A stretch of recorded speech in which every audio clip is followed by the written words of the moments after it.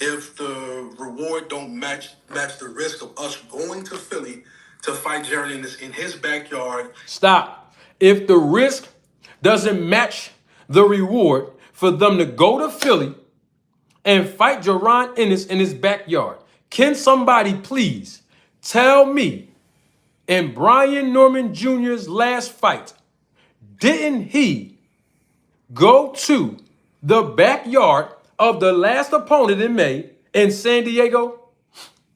Just answer the question, somebody. Didn't he go, Brian Norman Jr., didn't he go to San Diego to fight in another fighter's backyard in his last fight? Yes or no? Okay then. Thank you. Somebody said thank you.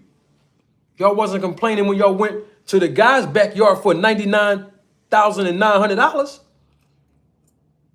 It was cool for y'all to go in the last opponent's backyard and fight for $99,000, almost $100,000. But now all of a sudden it's a risk to go in Philly to fight Boots. It's not a risk because remember, Brian Norman Sr. said his son will knock Boots out. That don't sound like a high risk to me. If you know you can knock somebody out, that's not a high risk. In fact, the opponent's not even a threat. Was Robert Helenius a threat for Deontay Wilder? No, because we all knew that Deontay Wilder can knock him out. All right, then. So if Brian Norman Jr. can knock Boots out, this ain't no high risk. Going to somebody else's backyard is not a new condition for Brian Norman Jr. Because I heard Brian Norman Sr. say to Mill City Boxing last week that they're used to going to fighters' backyard to spar them. It's no new condition for him. So what high risk are we talking about? Oh, all right. Okay. And we're bringing the same thing as him. It's not like he got 3 belts and we got 1 belt. It's not like he's just this household name that everybody knows and celebrates and we're nobody. They're both world champions. And Stop. I can't believe that this... I'm going to be honest with y'all. I'm going to keep it all the way real with y'all. I represent the sport of boxing, okay, on YouTube. But I also first represent God. Second, I represent myself. Third, I represent my family. Fourth, I represent the Roller Tape Film Crew. But I also represent my culture and race. And I'm so disappointed that this black man is acting very, very unprofessional. He's using profanity. That's number one. You're a boxing representative, bro. You're a businessman. I'm not saying wear a suit on camera. That's something I would do. But I'm just saying at least have some kind of professional decorum about yourself.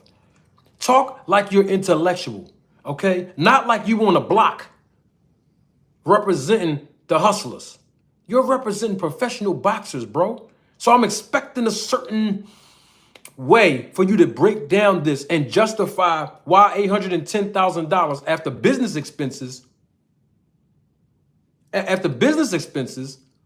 that you'll get paid for your client. I don't get it. And to say that Boots and Brian Norman Jr. is bringing the same thing? No, they're not. Okay, they both are world champions. I get it. But Boots sold out. He did big numbers in Philadelphia at the Wells Fargo Center, not at the Liacouras Center where Temple University plays basketball. The Liacouras Center where the Philadelphia 76ers play basketball. Astronomical numbers, live gate. What are we talking about? They're not bringing the same thing, bro. Boots fought in numerous 12-round fights for years. Brian Norman only fought in 1 and went 10 rounds. What are we talking about? We don't even know how many tickets that Brian Norman Jr. can sell in his own hometown.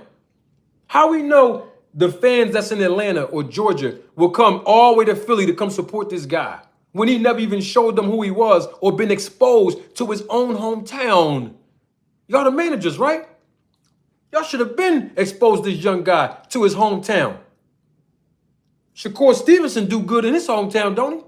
Boots Ennis do good in his hometown, don't he? Tank Davis does good in his hometown, doesn't he? What about Errol Spence Jr.? He does good in his hometown, right? All right, then.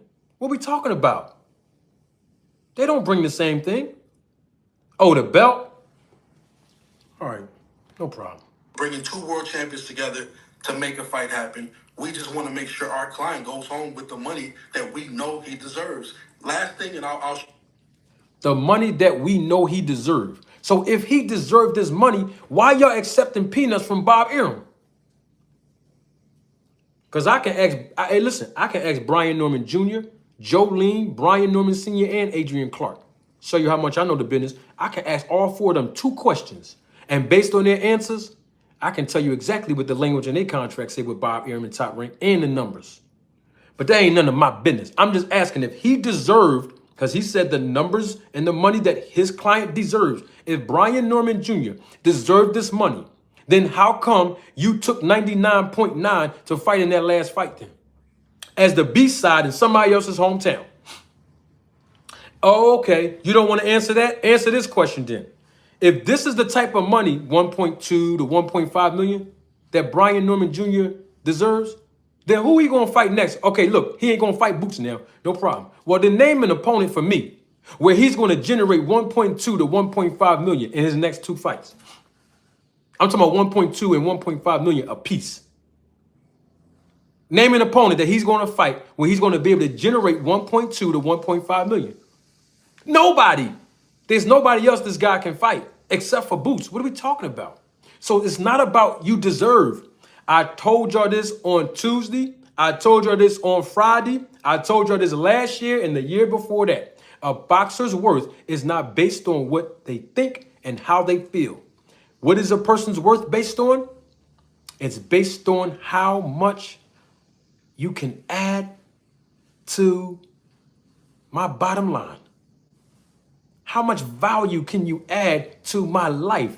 I told y'all that's a question that I ask in the dating environment. I don't care if a woman tell me what her worth is.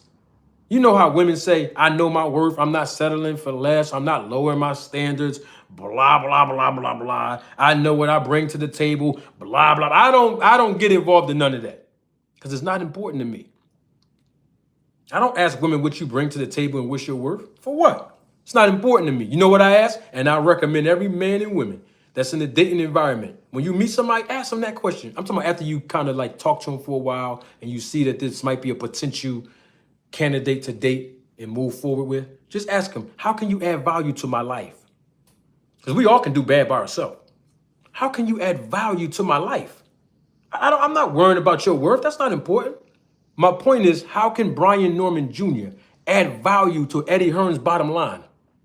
How can Brian Norman Jr.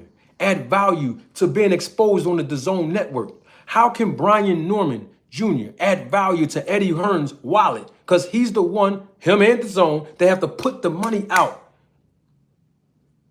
And they have to recoup and then make a profit.